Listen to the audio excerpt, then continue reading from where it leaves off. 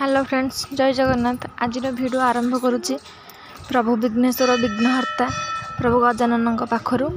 आज गुरुवार संक्रांति थिबारु जाइथिलु मंदिर टिके।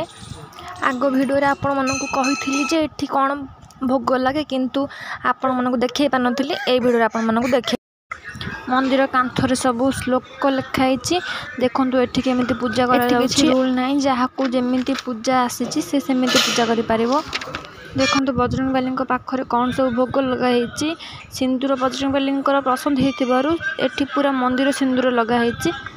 एठी भी किसी रूल ना, जी भगवान को जहाँ चाहिए दे पार, से भगवान पूजा कर।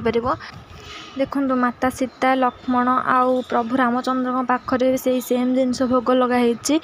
आठिकार विशेषत्व होठिका लोक मैंने दिवाली को बहुत बड़ धूमधाम पालन करती। जमीक कि घर द्वार सफा कर दीपर सजेबा, मिठा बांटा, गिफ्ट दबा, आउ सबुठ इम्पोर्टाट कथा रावण गुड़िक